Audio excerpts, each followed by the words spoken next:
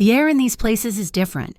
It is not just the oxygen breathed by mortals, it is thinner, mixed with gold dust and the scent of $1,000 perfume.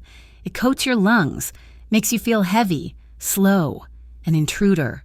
The ballroom was an ocean of light, chandeliers dripping crystals that looked like frozen tears, reflecting the glitter on women who were sculpted, not born. The music was a low thrum, something classical that tried to sound elegant but just sounded expensive. It vibrated through the soles of my thin, black uniform shoes. My feet had stopped aching an hour ago and gone numb. That was worse. I was Lena. Just Lena. A name tag they did not even bother to print. Just a cheap plastic staff clip on the lapel of my borrowed polyester vest. I was nobody. A ghost carrying silver trays of champagne that cost more than my month's rent. My job was simple. Be invisible. Do not make eye contact. Do not speak unless spoken to. Do not exist. It is hard to be invisible when you are terrified. I navigated the islands of beautifully dressed people, their laughter sharp and brittle. They talked about acquisitions, about summers in places I could not pronounce, about problems that were not problems. I kept my eyes down, fixed on the level of the golden liquid in the flutes. My hand, usually so steady, had a tremor I could not control. This was not my usual catering gig. This was the penthouse of a man whose name was only ever whispered, a billionaire who owned half the skyline, and his guests were not just rich, they were powerful. I felt the eyes on me before I saw him. It was a physical sensation, like a sudden drop in temperature, a prickle on the back of my neck that made the small hairs stand up. I had felt it twice before in my life, once when I nearly stepped in front of a city bus, and once when a man followed me for 6 blocks in Brooklyn. It was the feeling of being prey. I broke protocol. I looked up. He was across the room, standing near a marble fireplace that was big enough to roast a man. He was not like the others. The other men wore their suits like costumes. He wore his like armor. It was dark, tailored so perfectly it seemed fused to his skin. He was tall, with the kind of severe, uncompromising stillness that draws all the light and noise in the room toward it, like a black hole. His hair was dark. His face was all hard angles and shadows. He looked like an old portrait, something timeless and dangerous. He was not watching the party. He was watching me. It was not the look I sometimes got from the finance types, the hungry, appraising glance that stripped me bare and dismissed me in one motion. This was different. This was cold, patient. It was observation. He was not looking at my body. He was looking at me. His eyes, even from that distance, were dark and heavy. And they held mine. A cold dread washed through me. I looked away immediately, my heart hammering against my ribs so hard I thought the flimsy vest might betray its rhythm. I focused on the tray, on the bubbles, on anything else. I tried to melt back into the shadows near the wall, needing to escape that gaze. I could still feel it, burning a hole in the side of my face. I told myself he was just bored. Maybe I reminded him of someone who had cleaned his house. It did not matter. I just had to make it through the next 2 hours, collect my pay, and go back to my real life, where men like that did not exist. I moved again, forcing my numb feet to take me toward the terrace doors, where a cluster of guests needed refills. I kept my head down, a shield of polite servitude. It happened fast, the way disasters always do. A man, loud and red-faced from too much champagne, turned abruptly, his arm gesticulating wildly as he told some story. He did not see me. I saw him, but my feet were slow, trapped in the invisible mud of the party. He spun, his elbow catching the edge of my silver tray. Time slowed down. I saw the flutes lift, a ballet of crystal and alcohol launching into the air. They were heading straight for a woman in a dress that looked like spun silk, the color of a pale, pale pink rose. I reacted without thinking. It was not about the woman or the dress. It was about the sound of shattering glass, the scream, the attention. It was about me being fired. I lunged, dropping the tray handle and trying to catch the falling glasses with both hands. A clumsy, desperate juggle. I was not fast enough. I was never fast enough. Oh, I managed to catch one flute, but the others were going to hit her. I braced for the crash, for the shouting. It never came. A hand, large and impossibly quick, shot out from my side. It did not grab the glasses. It grabbed my arm. The grip was not gentle. It was steel. It clamped around my wrist, stopping my motion completely. The falling glasses missed the woman, shattering harmlessly on the thick Persian rug with a muffled crunch.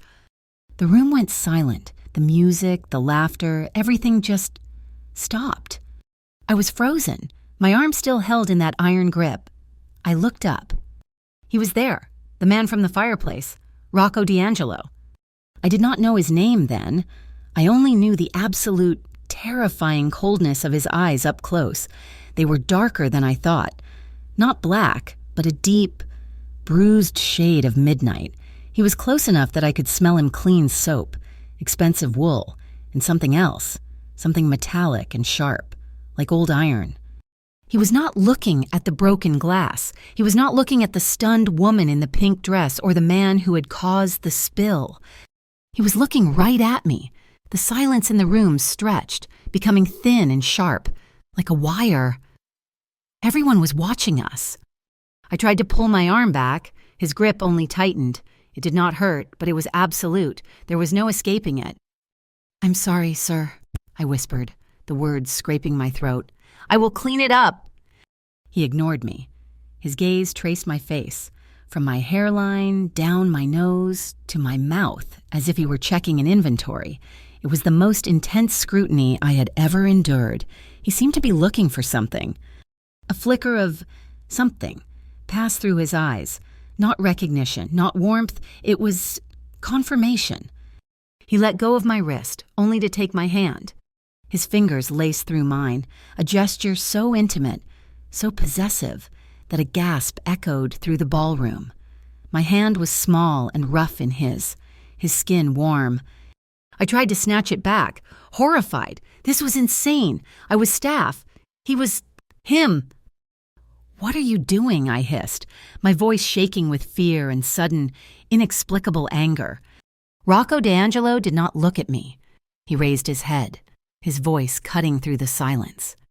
It was not loud, but it carried to every corner of the room, a low rumble of absolute authority. "You're late, wife." The world stopped. I stared at him. Wife. He had said wife. The word hung in the air, electric and absurd. My mind went blank, a white wall of pure panic. I could feel dozens, maybe hundreds, of eyes stabbing into me.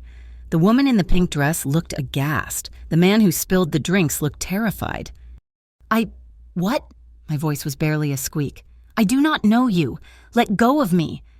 I pulled, harder this time, but it was like pulling against a marble statue. He held me fast. His gaze finally settled back on me, and for the first time, I saw a sliver of something other than ice. It might have been amusement, dark and cold, but it was there. "You're making a scene," he murmured, his voice for me alone. "I'm making a scene," I was shaking, the adrenaline of the near spill replaced by a roaring, deafening confusion. "You just called me your wife. I am the waitress." "Not anymore," he said simply. He tugged my hand. It was not a request. It was a command. I stumbled forward, forced to follow him as he began to walk, not toward the exit, but toward the center of the room, toward the host of the party, who was watching with a look of utter bewilderment. "Rocco," the host started, a nervous smile on his face. Rocco D'Angelo held up his free hand, silencing the billionaire with a single gesture. He did not stop walking, pulling me along beside him. I was a spectacle, a stray dog he had just claimed on a leash. I tried to plant my feet, but my cheap shoes skidded on the polished floor. My mind was racing, trying to find an explanation. Was this a joke? A cruel prank played by the rich? Was he drunk? I looked at his face. He was not drunk. He was completely, terrifyingly sober. "Stop," I pleaded, keeping my voice low. "Please, you are mistaken. I am just working. This is my job." He stopped, turning to face me fully in the center of the dead, silent room. He was so tall I had to crane my neck. He brought my hand, the one he still held captive, up between us. "Your job," he said, his voice flat, "was to be here an hour ago." "I do not understand, sir."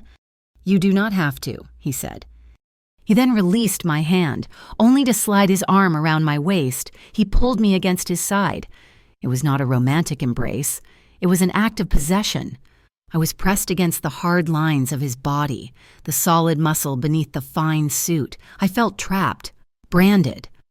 The stubbornness in me, the part of me that had survived Brooklyn, that fought off creeps on the subway, that never let anyone push me around, finally exploded. "Get your hands off me," I snarled, pushing against his chest. He did not budge, just watched me struggle for a second, his expression unreadable. Then he leaned down, his mouth so close to my ear that his breath was a warm shock against my skin. "You have two choices, Lena," he whispered, and the fact that he knew my name sent a new wave of ice through my veins. "You can walk out of here with me quietly right now, or I can have every door in this city locked, and you will walk out of here with me anyway. It makes no difference to me, but I am leaving, and you are coming." His words were not a threat. They were a statement of fact, as clear and cold as the diamonds glittering at the throats of the women staring at us. I looked around the room. No one moved. No one was going to help me. In this world, he was the gravity, and everyone else just orbited. My fight evaporated, replaced by a cold, sharp dread. This was not a joke. This was real. I stopped pushing. I looked up into those dark, impossible eyes. "Who are you?" I whispered. A ghost of a smile touched his lips. It did not reach his eyes. He turned away from me, addressing the room again as he kept me pinned to his side. "My apologies for the interruption," he announced. "My wife was detained." He turned, and this time, he propelled me forward. I had no choice but to move with him, my numb feet stumbling to keep up with his long, confident strides. He walked me straight out of that ballroom, out of that life, and into his. I did not look back. I just held on to the one thought I had left. This was not happening. This was a nightmare. But the grip on my waist was real. The solid warmth of his body was real, and the terrified silence that followed us out the door was the most real thing I had ever known. The elevator doors slid shut, cutting off the suffocating silence of the ballroom. The gold-plated doors reflected a distorted version of us, him, a dark, unmoving tower, and me, a small, rumpled mess pinned to his side. My cheap polyester vest was scratchy against my cheek, which was pressed into the hard muscle of his chest. His arm was still locked around my waist. I was trembling so hard my teeth chattered. "Please." I tried again, my voice a dry rasp. "This is a mistake. I am not your wife. I do not even know you." The elevator hummed, its descent smooth and silent. He did not look at me. He stared straight ahead at the golden doors, his profile like something carved from granite. He seemed to be listening, not to me, but to something far away. "Your name is Lena," he stated. It was not a question. My blood ran cold. "How do you know my name?" "I know everything about you," he said, his voice a low, calm rumble that vibrated through his chest and into mine. "I know you live at 417 DeGraw Street in Brooklyn. Apartment 2. B. I know your rent is $780 a month, and you are 2 weeks behind. I know you have worked for this catering company for 6 months, and before that, you worked at the diner on Atlantic Avenue. I know you have no family." A choked sound escaped my throat. It was all true. Every word. This was not a random abduction. It was a calculated, planned extraction. The panic that had been a roaring fire in my chest turned into a solid block of ice. The elevator doors opened onto a private garage, all polished concrete and harsh fluorescent lights. There was one car waiting. A black sedan so large and dark it looked like a hearse. A man in a suit, built like a refrigerator, stood by the rear door. He did not look surprised to see me. He simply opened the door. Rocco D'Angelo propelled me forward. I stumbled, my numb feet barely cooperating. "No," I said, a final, pathetic burst of defiance. I tried to dig my heels in. His arm tightened, lifting me slightly off the ground. "Do not fight me, Lena," he said, his voice still quiet, but with an edge like a razor. "It will not end well for you. Get in the car." He did not wait for my compliance. He maneuvered me into the back seat, his body shielding mine from the view of the driver, and then slid in beside me. The car was cavernous, smelling of rich leather and the same cold, iron scent I smelled on him. The door shut with a heavy, final thud. The driver got in, the partition slid up, and the car began to move, gliding silently up a ramp and out into the glittering chaos of the New York night. I scrambled away from him, pressing myself against the far door. My mind was a blank, screaming static. I stared out the window at the city lights blurring past, streaks of red and gold and white. They looked alien, like the lights of a city I had never seen before. I was Lena, just Lena, and my life, the one that was so hard and so small, had just ended. That life had not been much, but it was mine. It was built from scraps. I grew up in a part of Brooklyn where the buildings were old and tired, leaning on each other to stay standing. My childhood was not a childhood. It was a training ground. It was learning how to make $5 last 3 days. It was learning how to walk fast with your head down, how to look like you knew where you were going even when you were hopelessly lost. It was learning that nobody ever gives you anything for free. My mother, she was soft in a world that demanded steel. She faded out of my life slowly. Then all at once, leaving me with nothing but a pile of bills and a one-room apartment that smelled like dust and old regrets. I was 16.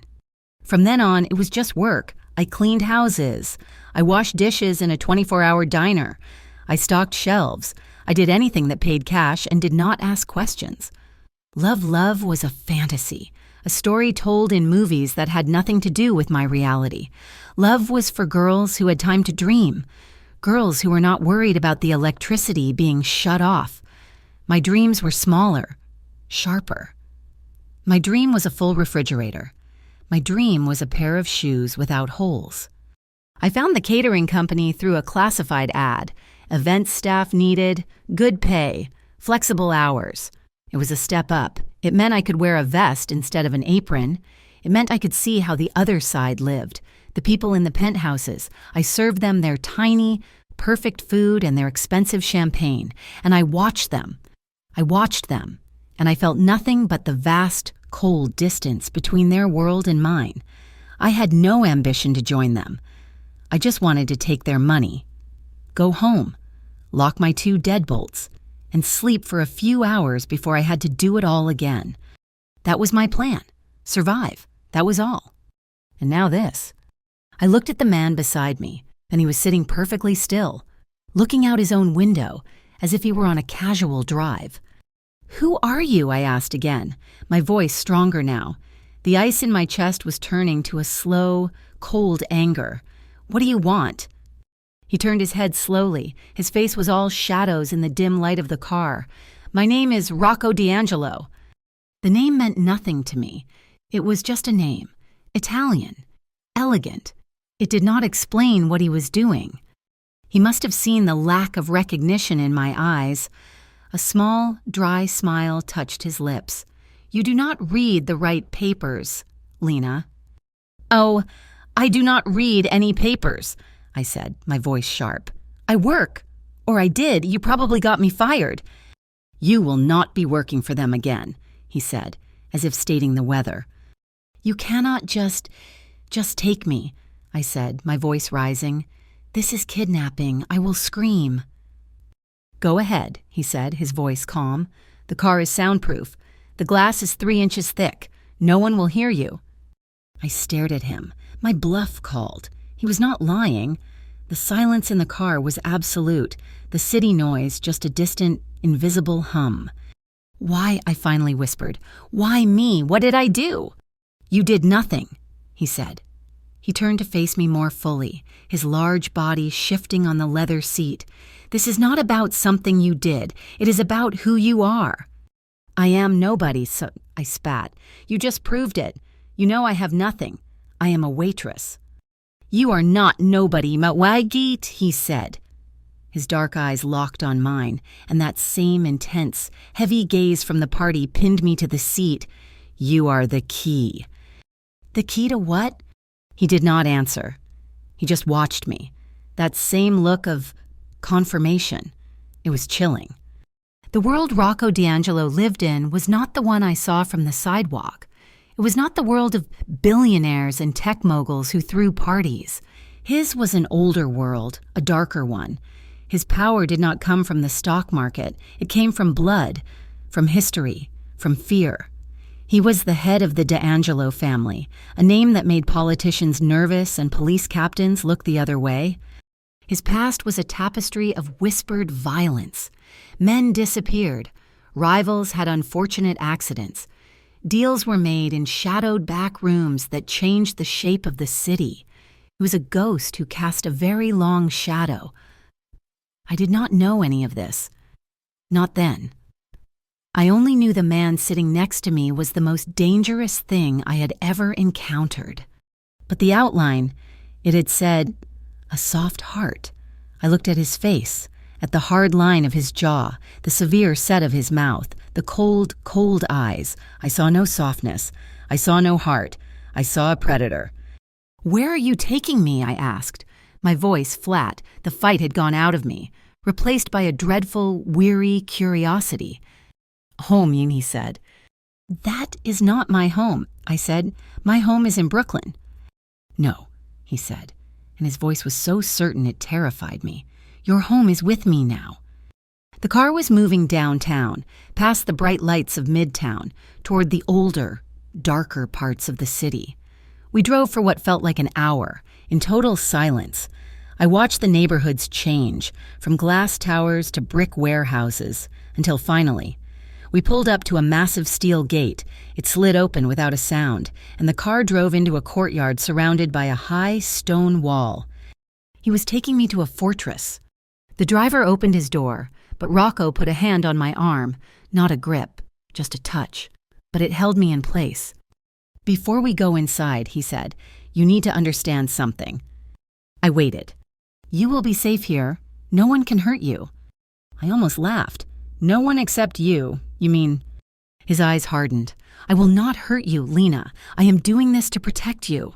"Protect me," I said, my voice shaking with bitter irony. "Protect me from what? From earning my own living from my empty apartment. I was fine." "You were not fine," Marhi said, "and you were not safe. You just did not know it." He got out of the car and came around to my side. Opening the door, he held out his hand. I stared at it. It was the hand that had gripped my wrist, the hand that had claimed me. "And what if I do not want to be safe?" I asked. Ignoring his hand and sliding out on my own, I stood up, my back straight. I was still in my stupid vest, my hair falling out of its bun. I felt small, but I would not let him see me break. He looked down at me, his face unreadable in the dim light of the courtyard.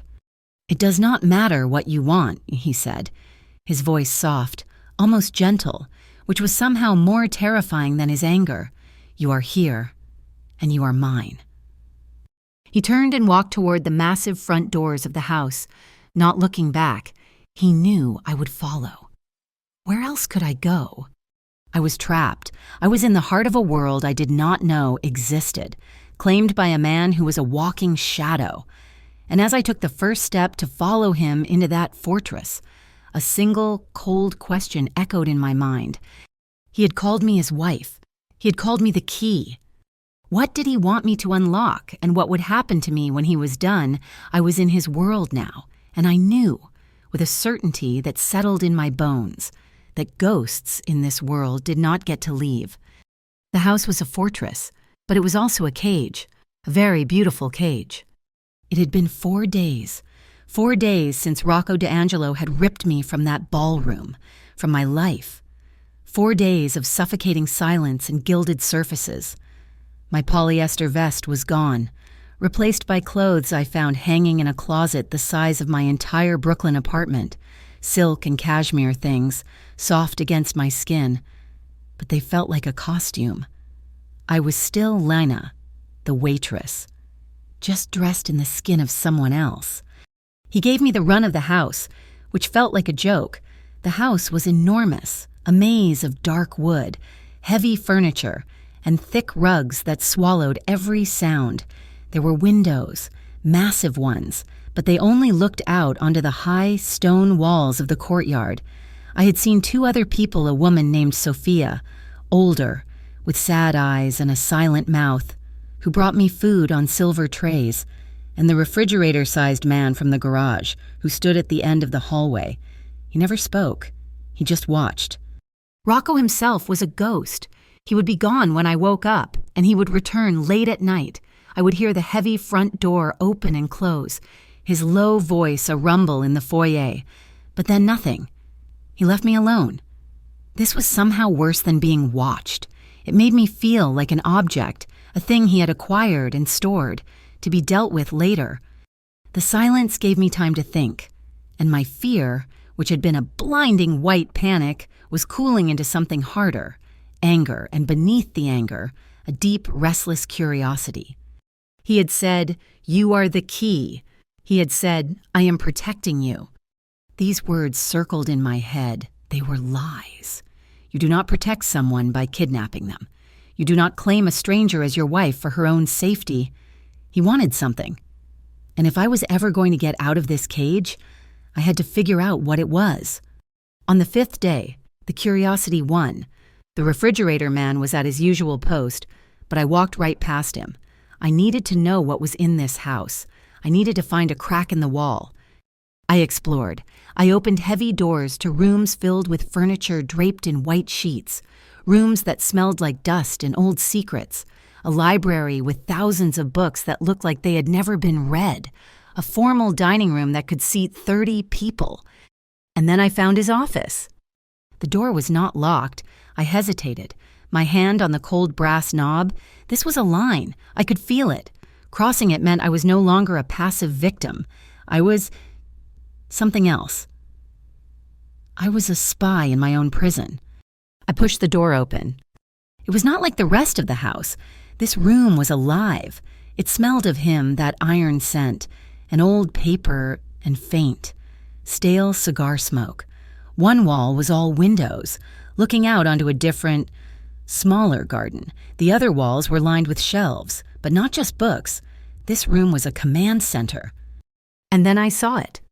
On the wall behind his massive desk, there was a large corkboard. It was covered in photographs, maps of the city, and notes. Red yarn connected pictures, black lines connected names. It was the kind of board I'd seen in police movies. My heart hammered. I stepped closer. I saw pictures of men in suits, men in tracksuits, men who looked like they lived hard lives. I saw names, and I saw one name, circled in red marker, over and over, Vito Mancini. A picture of a man was pinned next to the name. He was older than Rocco, with a wide face and eyes that smiled, but his mouth did not. He looked like the kind of man who would kiss a baby and then break your legs. A line of thick, angry red yarn connected Vito Mancini's picture to one of Rocco. This was his enemy. I scanned the rest of the board, my mind racing, trying to make sense of the web he had built, and then I saw it, tucked in a corner, as if it were a starting point or an afterthought. I was not sure which. It was a photograph of me. My breath caught in my throat. It was not a new picture. It was old, maybe a year old. I was in my diner uniform, the ugly pink one, laughing at something outside the frame. Someone had taken it without me knowing. He had not just seen me at the party. He had not just found me. He had been watching me for a long time. "You are not nobody." His words echoed in my head. This board was the proof. I was part of this war. It is rude to go through a man's things. I spun around, my heart leaping into my throat. Rocco D'Angelo stood in the doorway. He was not angry. He was perfectly, terrifyingly calm, which was so much worse. He wore a dark suit. His tie loosened. He looked tired. "Who is Vito Mancini?" I asked. My voice did not shake. I was too cold to shake. He walked into the room, his eyes going from my face to the board and then back. He stood in front of the picture of the smiling man. "He is a problem," Rocco said. "He is your enemy," I stated. Rocco nodded, his gaze fixed on the photo. "He is a snake who thinks he is a dragon. He wants what I have. He wants my city. He wants my family. And he will burn the world down to get it." "And me?" I pointed to my own picture, the smiling, ignorant girl in the diner uniform. "What does he want with me? What do you want with me?" Rocco's expression did not change. He looked at my picture for a long moment, his face a mask of stone. "He wants to destroy everything I value." He looked back at me, his dark eyes boring into mine, and I cannot let that happen. He did not explain. He did not tell me why my picture was there. He just let the implication hang in the air, thick and heavy. "You have been a prisoner here for 5 days, he said, changing the subject, as if we had been discussing the weather. "You need to eat something that does not come on a tray." I was stunned by the sudden shift. "What?" "Get your coat, Gandiward," he said, walking to his desk. "We are going out to dinner." "Going out?" I almost laughed. "Out there where he is," I gestured at the board. "You're safer with me than you are in here." His voice flat. "He knows I have a guest. He does not know who. He is watching this house. He is waiting for me to move. Tonight, we move." "You are using me as bait," I whispered, horrified. "I am showing him you are not a weakness," Rocco corrected me, though it sounded like the same thing. "I am showing him you are mine. Now go, get your coat." I was not given a choice. 20 minutes later, I was back in the black sedan, the leather feeling cold even through the expensive wool coat he had provided. I sat pressed against the door, as far from him as I could get. We drove to a restaurant in a neighborhood of old brick buildings and narrow streets. The sign was small, just a name and elegant script. When we walked in, the restaurant went silent, just like the ballroom, but this was a different kind of silence. It was not shock, it was respect, fearful respect. The owner, a small man with a worried face, rushed over and bowed his head. "Mr. D'Angelo, your table is ready." Rocco kept a hand on the small of my back, steering me through the tables. I felt every eye in the place on me. They were not looking at me with curiosity. They were looking at me with pity. They saw what I was, a captive, a possession. We sat in a booth at the back, dark and private. He ordered for both of us in rapid, low Italian. "This is not protection, Rocco," I said, my voice low and fierce. "This is a performance. You are showing me off." "I am showing them you are protected by my name," he said, his eyes scanning the room. He was not relaxed. He was coiled, like a panther pretending to rest. "There is a difference." "There is no difference," I said. "I'm still in a cage." He looked at me then, his gaze intense. "The cage is the only thing keeping you alive, Lena. You saw the board. This is not a game. Vito Mancini does not take prisoners." "Neither do you," I shot back. A muscle in his jaw tightened. He opened his mouth to speak, and then the world exploded.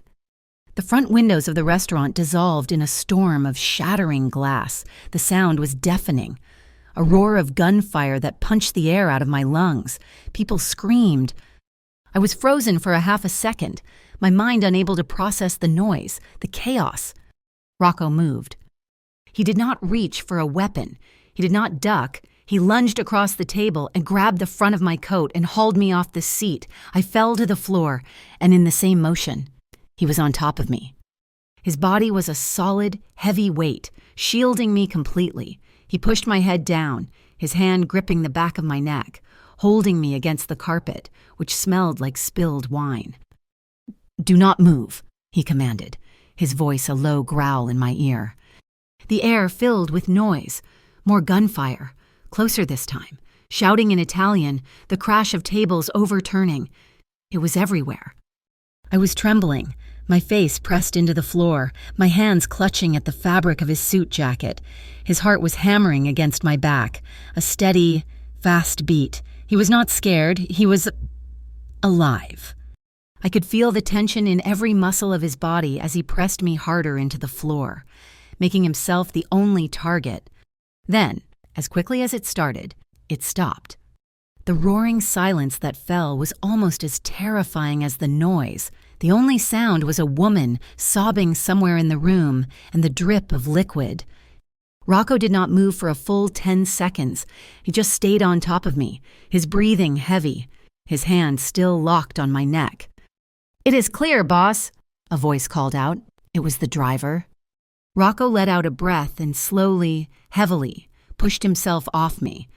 I gasped, rolling over, my lungs desperate for air. The room was destroyed. It was dark. The lights shot out, filled with smoke that burned my throat. Rocco was crouching beside me, his gun now in his hand. He was not looking at the room. He was looking at me. His eyes were not cold. They were on fire. A dark, blazing inferno of adrenaline and something else. A possessive, raw fury. His hand came up, not gently, and gripped my chin, tilting my face to the dim light from the kitchen. His eyes scanned me, looking for blood, for injury. His thumb brushed roughly across my cheek. "Are you hit?" he demanded, his voice rough. "No," I whispered. I was shaking so hard I could barely speak. "I do not think so." He stared at me for 1 second longer. I saw it then. It was not just fury. It was worry. Real, sharp worry. He had been terrified, not for himself, for me. He had shielded me. He had used his own body to stop the bullets. That realization hit me harder than the attack. "Get her out," he snarled at his driver. He pulled me to my feet. My legs felt like water.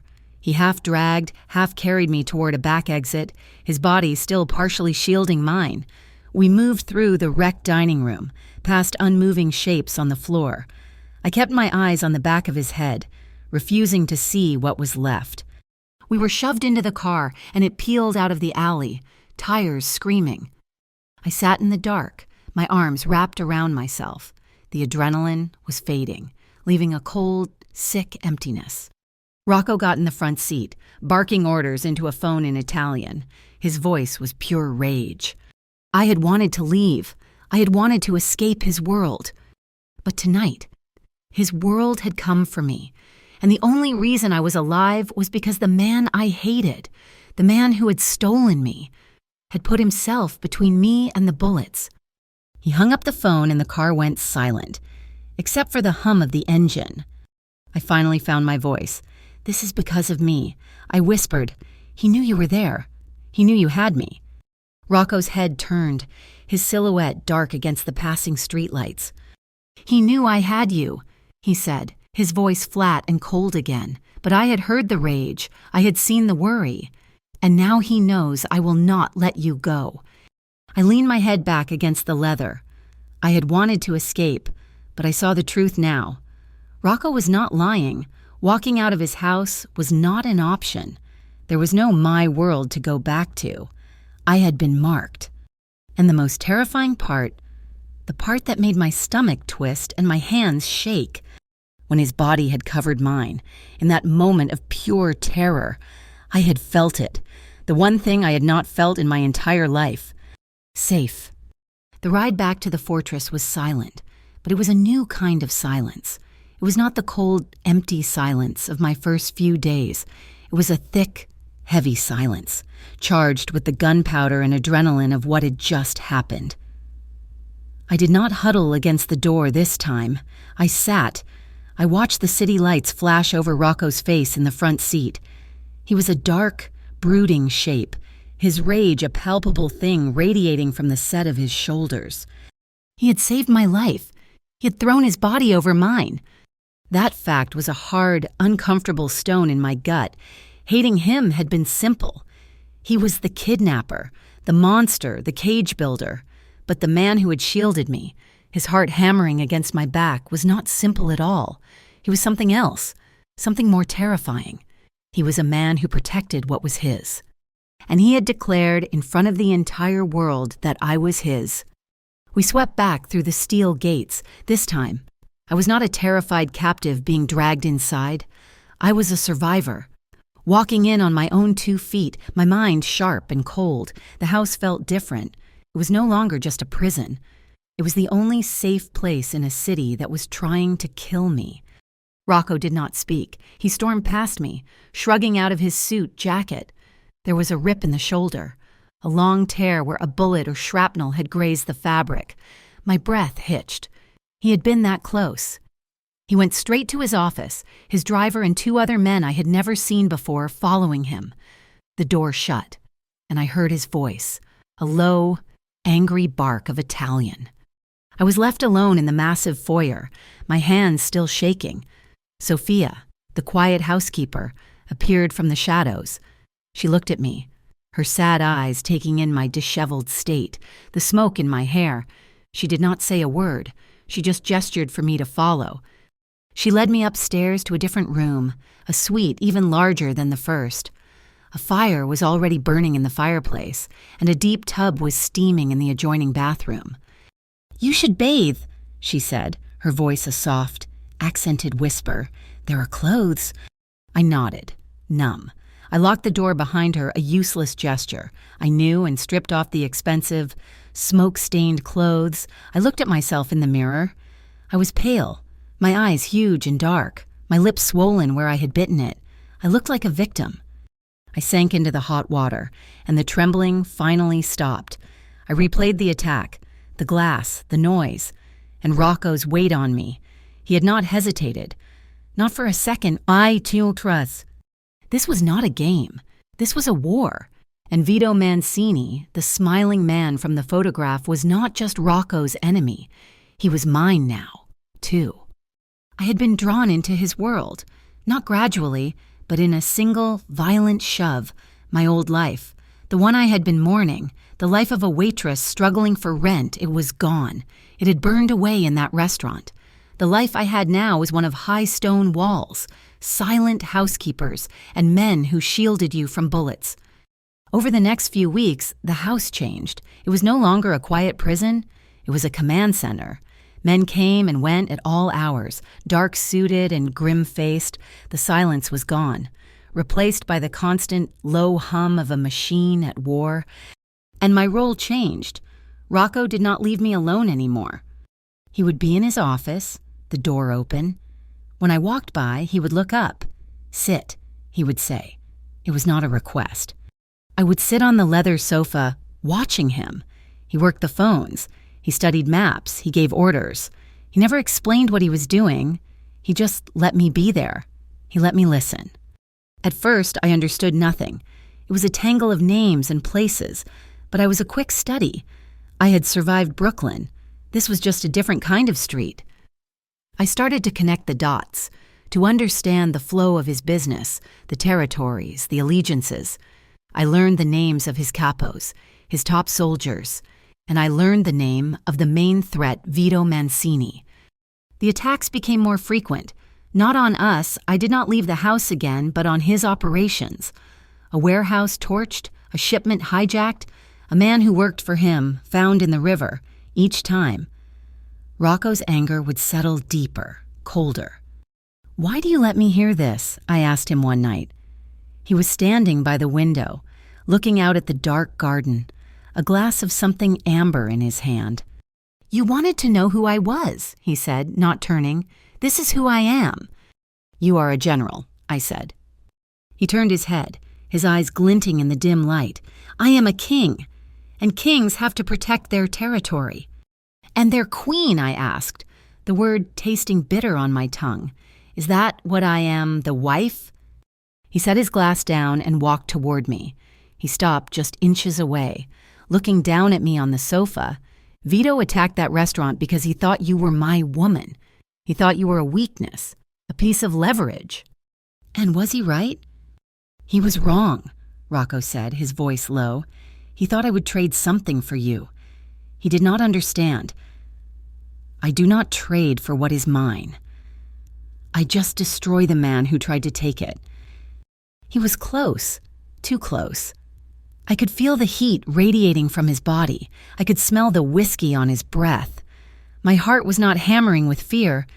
It was a different rhythm, something slow and heavy. "So I am just a symbol," I said, "a piece in your game." "You were," he said. His hand came up, but he did not touch me. His fingers hovered near my face. "Now, you are a problem for him." He showed his hand. "He wants you. That makes you valuable.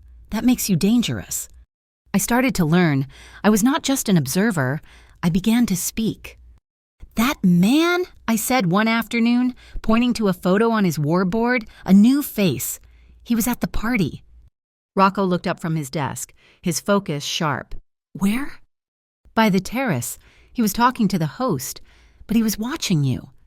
Rocco stared at me. "You are certain?" "I am a waitress," I said. "It is my job to notice people who are not eating or drinking." He was working, just like me. Rocco made a phone call. His voice was low, fast. He hung up and looked at me, his expression unreadable. "You have good eyes." The man from the party was one of Mancini's. He had been a spy inside the billionaire's home. Rocco's men picked him up 2 hours later. I had become a part of it. I was not just a prisoner. I was useful. I was a strategic partner. I also began to see the man under the armor. He was brutal.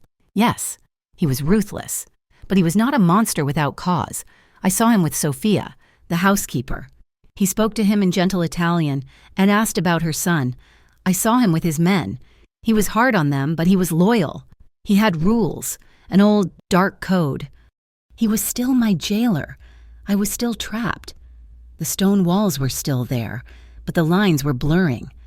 My fear of him was being replaced by a complex, terrifying understanding. One night, the house was quiet. Too quiet. Rocco was on edge. He had been expecting a call, a check-in from a team moving a large amount of money. The call was an hour late. "Something is wrong," he said, pacing his office. "Where were they supposed to be?" I asked. He pointed to a spot on the map, a warehouse district near the docks. "It is a trap, Rocco," I said, standing up. "I know," he snapped. "No, you do not," I said, walking to the board. "Vito knows you are loyal. He knows you will go yourself if your men are in trouble. He's not hitting your men. He's waiting for you." Rocco stopped pacing. He looked at me. "How do you know that?" Because it is what I would do." I said, "You are the king. You cut the head off the snake. You have been hitting his operations. He is hitting you." The phone rang. It was his driver. "Boss, there is a situation. The team is dark." Rocco grabbed his keys. "I am on my way." "No," I said, grabbing his arm. It was the first time I had touched him voluntarily. His arm was like a steel cable. He froze, looking down at my hand on his suit. "Do not go," I pleaded. "Send someone else." "Send everyone, them. But do not go yourself. He's waiting for you. I can feel it." "They are my men," he said, his voice flat. "And you are their boss," I said, my grip tightening. "If you go, you will not come back, and Vito wins. He gets your city. He gets me." That stopped him. The word "me" hung in the air. He stared into my eyes, and I saw a war happening behind his duty, his anger, and something else. "What do you suggest, Lena?" he asked, his voice quiet. "He's waiting for you at the warehouse," I said, my mind racing. "So do not go to the warehouse. He has pulled his best men for this trap. That means his other properties are vulnerable. Find his home. Find where he sleeps. While he is waiting for you in the dark, you burn his house down." The silence in the room was absolute. Rocco's dark eyes searched my face, not as a captor, but as an equal. He was seeing me, truly seeing me. For the first time, the girl from the diner, the key. A slow, dangerous smile touched his lips. It was the first real smile I had ever seen from him. It transformed his face, making him look younger and 1,000 times more dangerous. He let go of his keys and picked up the phone. He did not call his men. He called a number I did not recognize. "Tony," he said, his voice pure ice. "Change of plans. We are not going to the docks. I want every man we have. We are going to Mancini's." He hung up and looked at me. My hand was still on his arm. "You are not a waitress, Lena," he said, his voice a low rumble. He covered my hand with his large, warm grip swallowing mine. "You are a queen." I pulled my hand back, a cold shiver running through me. I had done it. I had saved him. I had influenced him. But as I watched him shrug on his coat, check his weapon, and walk out that door, a cold dread settled over me. I had not just saved him. I had just become a willing player in his war. I had just helped him plan an attack. I was not his prisoner anymore. I was his accomplice, and I was not sure which one was worse. The heavy front door boomed shut, and the silence that fell was the loudest sound I had ever heard. It was not the quiet of peace. It was the suffocating, heavy vacuum left behind by a man who had just gone to war. I stood in the foyer, my hand still tingling from where his had covered mine. I had sent him. I had given him the plan, burn his house down. My words, my strategy. I walked back to his office, the war room. It felt like my room now. The big leather chair still held the faint warmth of his body. I sat in it, staring at the corkboard. Vito Mancini, Tony, the docks, the warehouse. A cold, sick feeling began to creep up my spine. It was too simple. Vito Mancini was a snake. Rocco had said he had been one step ahead of Rocco for months. He had set the trap at the restaurant. He had set the trap at the warehouse. Why would he be stupid enough to leave his own home vulnerable while he waited at the docks? "He's waiting for you," I had told Rocco, and I was right. But what if the trap was not the warehouse? What if the trap was the counterattack? My eyes scanned the board. Vito, Vito, Vito. And then I thought of the name Rocco had spoken into the phone. Tony. Why did I know that name?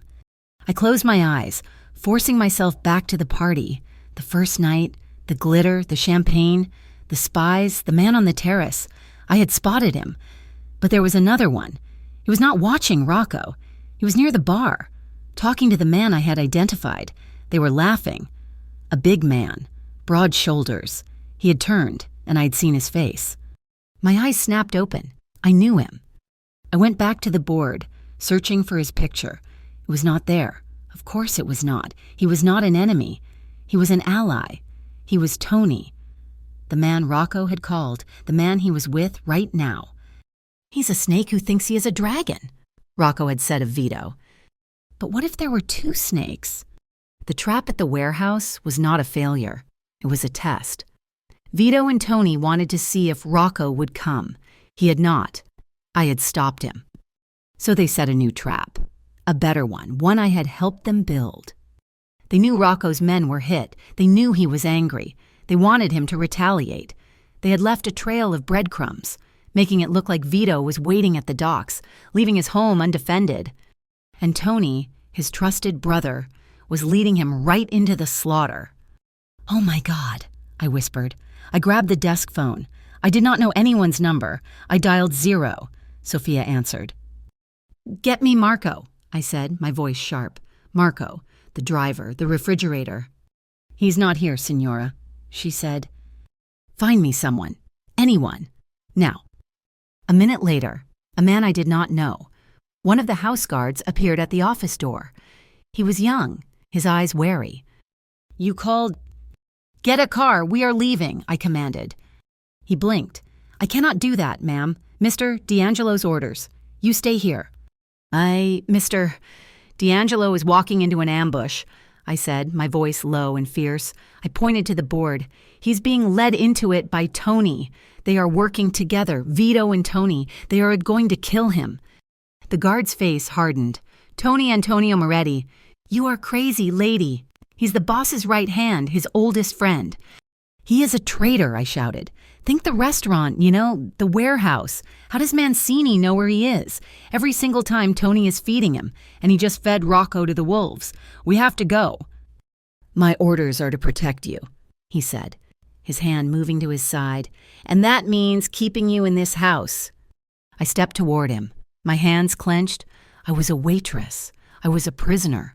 I was nothing. But Rocco had looked at me, his eyes blazing, and he had called me his queen. "Your job is to protect what is his," I snarled, using the same cold authority I had heard in Rocco's voice. "And he is about to lose everything. If you let him die, what do you think will happen to you when Vito Mancini's men come through that gate? Because they will... Tonight, after they are done with him, you want to follow orders. Fine. Follow this one. I am Lena D'Angelo, and I am telling you the king is in danger. Now get the damn car." The guard stared at me. I saw the doubt in his eyes, the fear, and then the decision. He nodded once. "This way." We ran. We took the same black sedan I had been dragged into weeks ago. The city flew by in a blur of panic. The guard, his name was Paul, drove with a controlled recklessness, his eyes scanning every intersection. "Where are they?" he asked. "Mancini's house, do you know where it is?" "I know it." He drove faster. My heart was a cold, hard knot in my chest.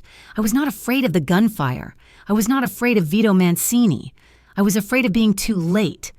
I was afraid of the silence that would follow. We screeched to a halt a block away from a large, walled compound, just like Rocco's. But here, the silence was wrong. It was broken by the sharp, contained pop, pop, pop of gunfire. "It has already started," Paul said, his face grim. He drew his weapon. "Stay here. Lock the doors." "No," I said, getting out of the car. "Ma'am, I cannot protect you in there." "I am not here to be protected," I said, and I started to run toward the gate. It was open. A dark sedan was parked halfway through, its doors open, 2 bodies on the ground beside it, Rocco's men. Paul cursed and ran after me, grabbing my arm. "Get behind me!" We moved through the courtyard. It was a war zone. Bodies were everywhere. Men from both families. The air was thick with smoke and the smell of cordite. The main house was dark, but flashes of gunfire lit the windows. "Rocco!" I screamed when... Get down," Paul tackled me, pulling me behind a large stone fountain. A spray of bullets stitched the air where I had been standing. "We cannot stay here," Paul hissed, reloading. I looked past him. The firefight was concentrated on the front steps. Rocco's men were pinned down, taking heavy fire from the roof and the upper windows. It was a massacre. It was the trap I had seen in my head. And then I saw him. Rocco was not on the steps. He was to the side, near the garage, fighting his way forward. He was with 3 other men, and one of them was Tony. They were moving from cover to cover, a tight, professional unit. But I watched Tony. He fired into the windows, but his shots were wide. He was not trying to hit anyone. He was just making noise. "There," I pointed. "It is Rocco." Paul looked. "The boss is fine. He is with Tony. We have to go." "No," I said, my eyes locked on the scene. "Watch him. Watch Tony." As I said it, a new figure appeared in the doorway of the house, shielded by 2 men. He was older, with a wide, smiling face. Vito Mancini. He raised a hand, a signal. The men firing on Rocco's team on the steps suddenly concentrated their fire on Rocco himself. He and his men were instantly pinned down behind a low wall. Rocco returned fire. Beside him, Tony ducked, fumbling with his gun. "I am out," he yelled to Rocco. Rocco nodded, not looking, firing his last shots to cover him. "Fall back to the car." Rocco turned his back on Tony to reload. This was it. Tony did not pull a new magazine. He pulled a different gun, a small one from his ankle. He raised it, aiming not at the house, but at the center of Rocco's back. I did not plan, I just moved. I broke cover. I ran from behind the fountain, straight into the open, killing ground of the courtyard. Paul screamed my name. "Rocco!" I shrieked. He turned, his head snapping toward my voice. He saw me, and his eyes widened, not in recognition, but in pure, animal fury that I would be so stupid. "Get back!" he roared. "Tony!" I screamed, pointing. "He is the traitor, it's Tony." Time stopped. Rocco's head turned from me to Tony. He saw the gun. He saw the betrayal in his friend's eyes. Tony's face contorted in rage. He had been seen. He shifted his aim from Rocco to me. He never fired. Rocco moved faster than I thought a man could move. He did not go for his own gun. He closed the distance in one step and drove his shoulder into Tony's chest, slamming him against the garage wall. The gun fired, the bullet going wild. I heard a thud, a sick, wet sound, and then another. Rocco was not a king. He was a butcher. I stood frozen, my chest heaving. Vito Mancini, standing on the porch, was staring at me. His trap was broken, his inside man was gone, and he was looking at me, the waitress, the ghost in the machine. His smile faded. He turned and ran back into the house. "He's getting away," I yelled. Rocco did not hear me. He was still standing over what was left of Tony. His rage was a black hole, pulling everything in. Paul was grabbing me. "We have to go now, Lena." "No," I said, pulling away from him. "He's getting away." Vito was running out a side door, heading for a car parked in the alley. I was not a killer. I was not a soldier. But I was the queen. I ran, not toward the fight, but toward the gate he had come through, the gate he thought was his escape. I saw the guard post, a small brick box inside the wall. The door was open, the guard dead. I slid inside, my hands searching the panel. It was just like Rocco's, a big red button labeled Gate. I slammed my palm onto it. A loud alarm blared, and the massive wrought iron gates began to groan, sliding shut. Vito Mancini heard it. He stopped, his hand on his car door. He turned and saw me in the guard booth, his face, even from 50 yards away, was a mask of pure, unadulterated hatred. He raised his gun. I ducked as the glass of the booth exploded above my head. Another shot, and then another. And then silence. I peeked up. Vito was still standing there, but his gun was pointed at the ground. He was looking at Rocco, who was walking calmly across the courtyard toward him, tossing his empty weapon aside. The war was over. Rocco did not even look at his defeated enemy. He walked right past him. He walked to the guard booth, his face covered in shadow and blood, Tony's blood. He stopped in front of me. I was shaking, my knees giving out. I slid to the floor of the booth, my back against the wall. Rocco just stood there, breathing heavily, and he looked at me, his chest rising and falling. He looked at the shattered glass. He looked at the closed gate. Then his eyes, dark and blazing, settled on mine. He did not say thank you. He did not ask if I was okay. He just stared at me, and I saw everything in that look. The fury, the shock, the betrayal he had just suffered, and a new, terrifying, all-consuming realization. I had not just saved his life. I had saved his kingdom. I had been the key, just as he had said, and he knew, in that moment, that I was no longer his prisoner. I was his. The drive back was a void. There was no sound in the car but the engine. Paul drove, his knuckles white on the wheel. Rocco did not sit in the front. He sat in the back, with me. He did not sit close, but his presence filled the space, a heavy, dark energy that smelled of smoke and blood. I stared out the window. The city was just lights, just blurs of color. None of it seemed real. The world I used to live in, the world of buses and streetlights and people walking home from bars, was a movie playing on a distant screen. My world was the smell of gunpowder and the sick, wet sound Rocco had made when he dealt with Tony. We swept through the gates of the fortress. They slid shut behind us with a heavy, final sound. Home. Rocco got out, and he did not offer me a hand, he just waited. I slid out after him, my legs feeling like they were made of wet sand. Sophia was in the foyer, her face pale, her hands twisting in her apron. She had clearly heard the news. She looked at Rocco, then at me, her eyes wide with a new, fearful respect. Rocco walked past her, past me, straight into his office. He did not shut the door. He just went to the windows and stood there, his back to the room. I stood in the foyer, lost. Paul had disappeared. Sophia was looking at me, waiting for an order. I was the lady of the house. I was the queen. I had no idea what to do. "Go to bed, Sophia," I said, my voice sounding rough. She nodded and vanished into the shadows. I was alone. I should have gone upstairs. I should have gone to my room, locked the door, and hidden under the covers. I should have felt relieved, safe. I did not. I felt anchored. I walked to the office. I stood in the doorway. He had not moved. He was a statue of vengeance, staring out into his dark garden. His jacket was still on, stained and torn. His hands were clenched at his sides. "Rocco," I said. He did not turn. "You need to clean up," I said, my voice quiet. "You are bleeding." It was true. A dark patch was spreading on his white shirt, high on his shoulder, a graze, one of Tony's wild shots. Maybe he had not even noticed. He looked down at his shirt, as if seeing it for the first time. He did not seem to register it. "He was my brother," he said, his voice a low, gravelly rasp. "From the time we were boys, I ate at his mother's table. He was my son's godfather."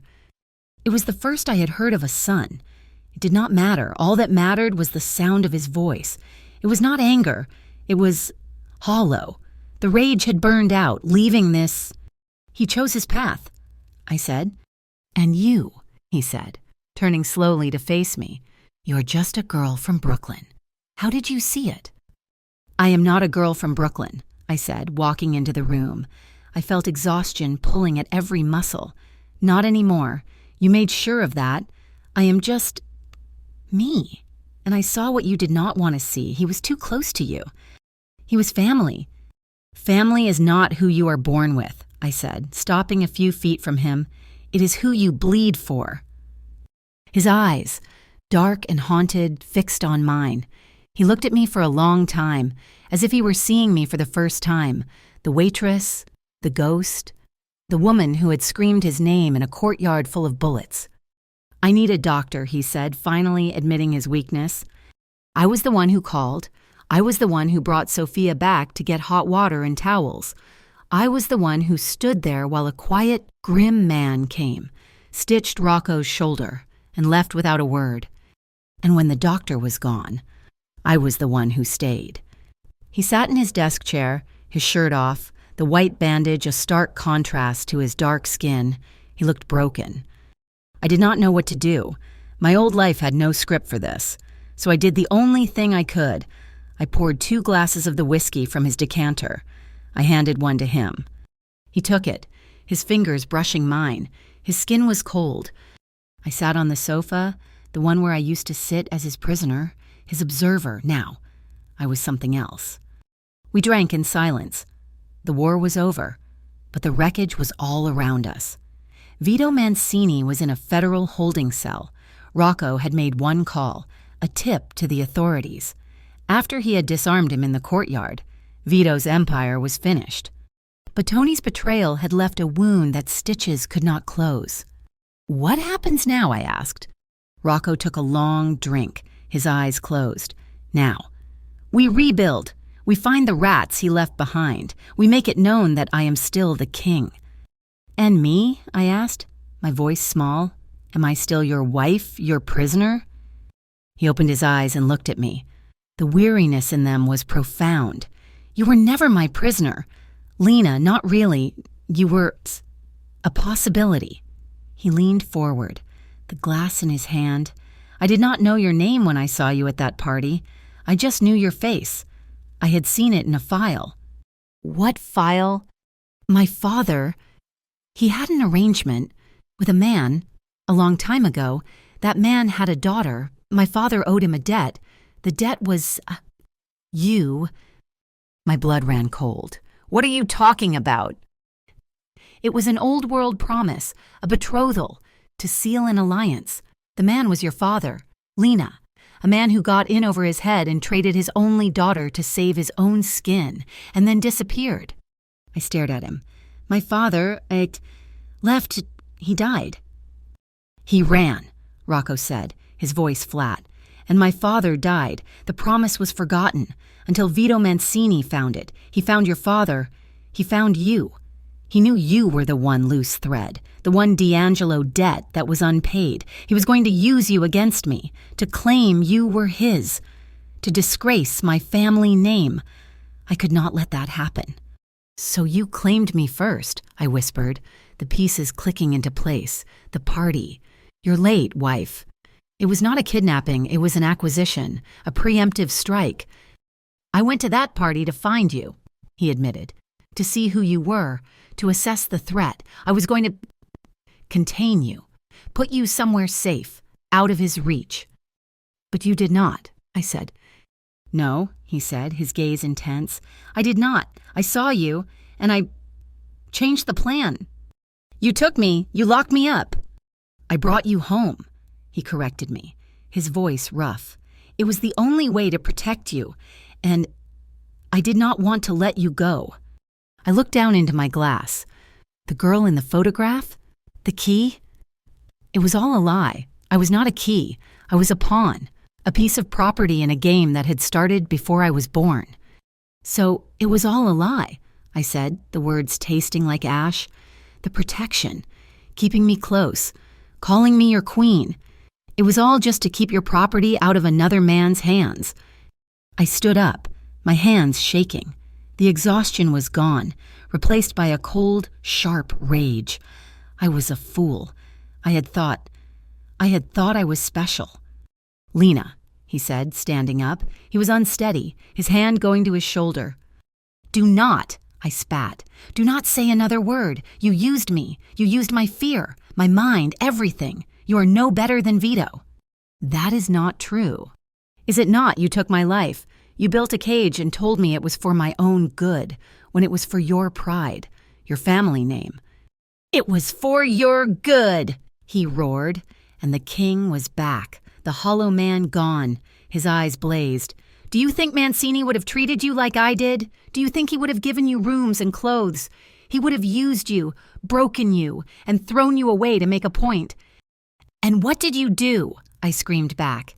You made me your strategist. You made me complicit in your war. I have blood on my hands because of you. You have life because of me, he yelled. He stepped forward, grabbing my arm. Not a gentle touch. It was the steel grip from the party. I put my body between you and the bullets. I did not do that for my family name. I did not do that for a debt. I did it for you. We stood chest to chest, breathing hard, the air between us electric with truths and lies and the smoke of battle.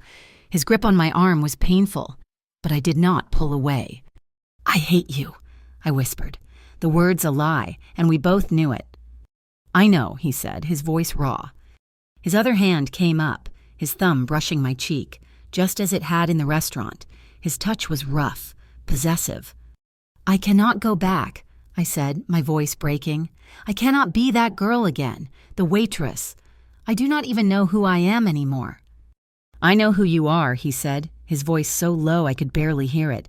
You are Lena D'Angelo, and you are mine. He pulled me against him. It was not gentle.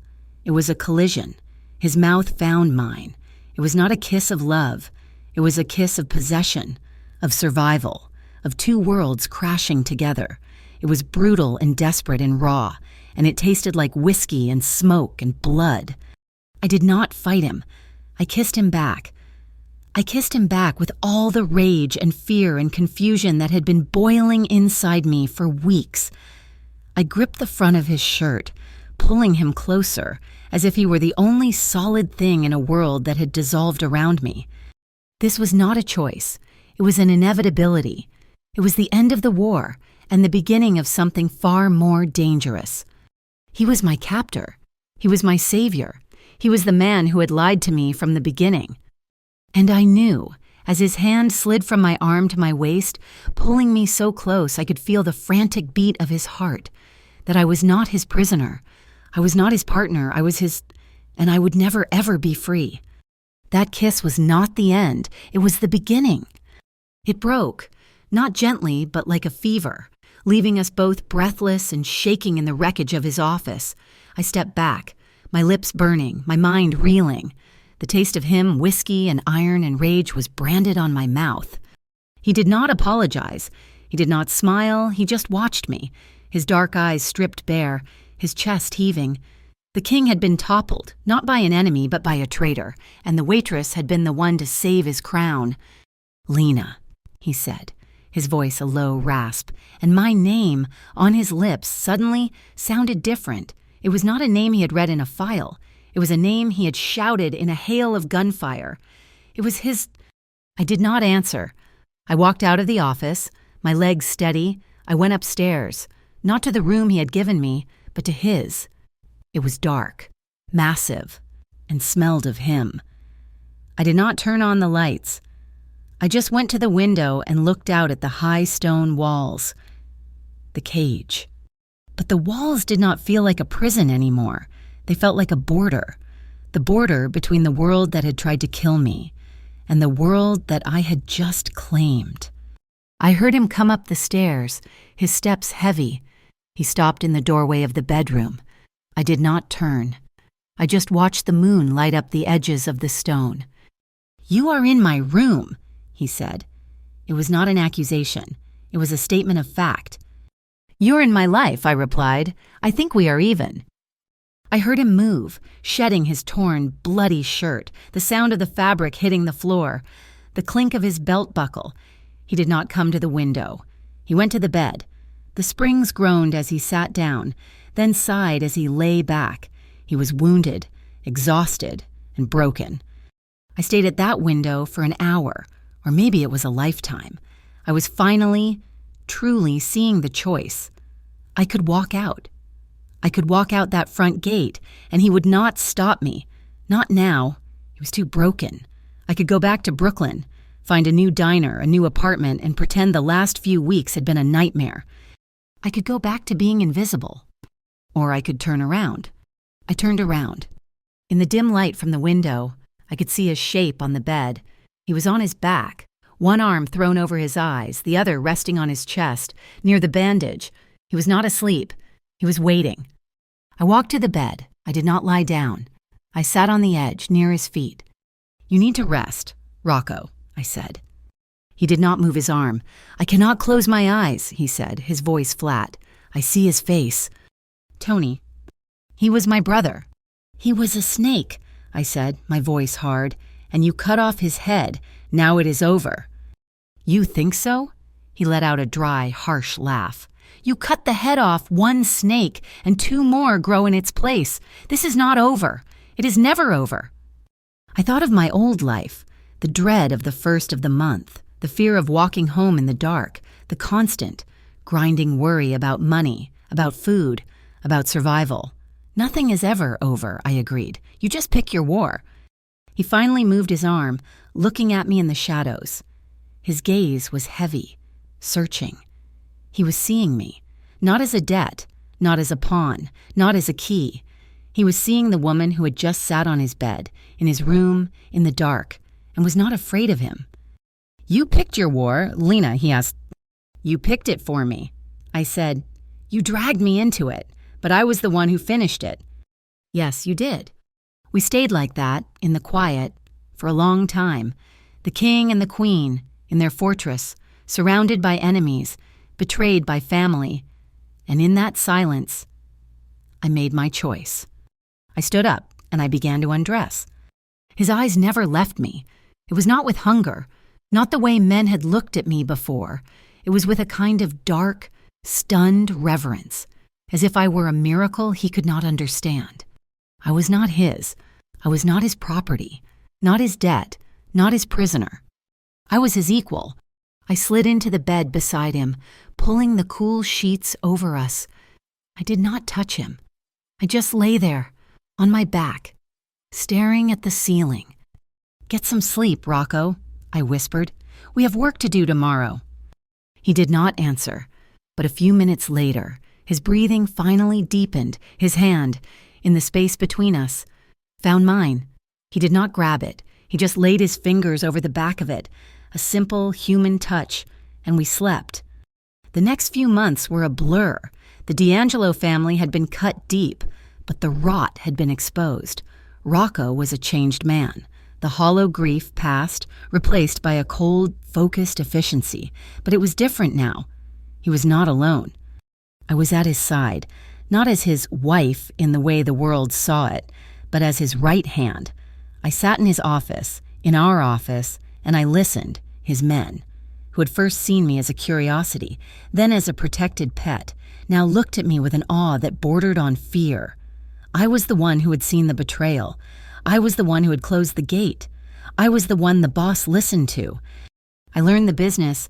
I learned the routes, the accounts, the names. My mind, which had been sharp enough to survive Brooklyn, was electric in this world.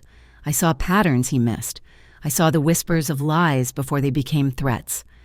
And Rocco, he changed. He started to share. He would sit with me late at night, not with whiskey, but with coffee, and he would talk, not about the violence, but about the burden, the weight of all those lives, all that power. The betrayal had broken his trust in the men he had known his whole life. And he had, against all reason, placed that trust in me, the stranger, the waitress. "You were right, Matt," he said, one night, months later. We were in the office, but the war board was gone. It was replaced with maps, charts, balance sheets. It is never over. "Another snake?" I asked, looking over a ledger. "A different kind," he said. He stood up and walked to a cabinet I had never seen him open. He unlocked it. Inside were not guns or cash. They were blueprints, rolled up tubes of architectural drawings. He pulled one out and spread it on the desk, weighing the corners down. I looked at it. It was not a fortress. It was a block of buildings, apartment buildings, a park, a community center. I looked at the title block, the DeGraw Project. My heart stopped. 417 DeGraw Street, my old apartment, my old life. "What is this?" I whispered. "That is the future," he said, his voice quiet. He looked at the blueprint, his eyes filled with a different kind of fire. Not rage, not passion, it was ambition. A cold, clean, burning ambition. "I do not understand, mate. This is legitimate." "It is," he said. "Vito. Tony. They were small men. They wanted money. They wanted territory. They wanted to be the biggest rats in the sewer." He looked up at me. "I'm tired of the sewer, Lena." He pulled out another blueprint. The docks, a new shipping terminal, a trade hub, all legitimate. "This is the plan," he said. His voice so low I had to lean in. "This is the real war. My father, his father. They built an empire of fear. It is all I have ever known. But it is built on sand. It rots from the inside. Tony proved that. You cannot trust an empire of criminals."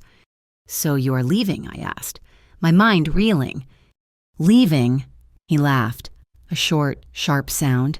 "No, you do not leave. You do not just sell your properties and retire to Florida. That is a fantasy. The power is real. The money is real. The family is real. You do not leave it. You change it." He tapped the blueprint. "You take the money from the streets, and you wash it. You wash it so clean it sparkles. You buy the buildings that men like Vito let rot. You buy the politicians they had in their pocket. You buy the entire corrupt, broken system. You are not becoming legitimate, Rocco," I whispered, the scale of it dawning on me. "You are buying the whole city. You are just doing it with contracts instead of guns. To build in this world, to really change things, Sakitya," he said, his hand resting on the plans. "You need to own the foundations. The foundations are dirty, but what you build on top of them, that can be clean." He looked at me, his face open, vulnerable in a way I had never seen. This was his true secret, not his violence, his hope. "This was my father's dream, before he lost his way," he said, "and it is mine. But I was alone. I was surrounded by men who only understood the gun, men like Tony." He held out his hand, the same hand he had offered me in the car, so long ago, the hand I had refused. "I cannot do this alone," he said, his voice raw. "I need someone I can trust, someone who sees the trap before it is sprung, someone who sees the world for what it is. I need a queen." I looked at his hand, the hand that had clamped my wrist in the ballroom. the hand that had shielded me from bullets, the hand that had held mine in the dark, the hand that was now offering me an empire. My old life was gone. The waitress was a ghost. My fear was gone. I knew who I was. I placed my hand in his. His grip was warm and strong, and it felt like coming home. Then let's build an empire. Rocco, I said. He did not kiss me. He just held my hand, his thumb tracing my knuckles. He pulled me to his side, and we stood together, looking down at the plans for our city. It was not a happily ever after. I knew there would be more blood, more snakes. The world was not a fairy tale. But I was not a damsel. I was not a prisoner. I was not a waitress who had crashed a party. I was Lena D'Angelo, and I had just inherited a war. Thank you so much for listening to this story. Let me know in the comments where you're listening from. I would love to connect and share thoughts. Please subscribe to my channel, Mafia Boss Stories, like this video, and hit the hype button to help this story reach more people.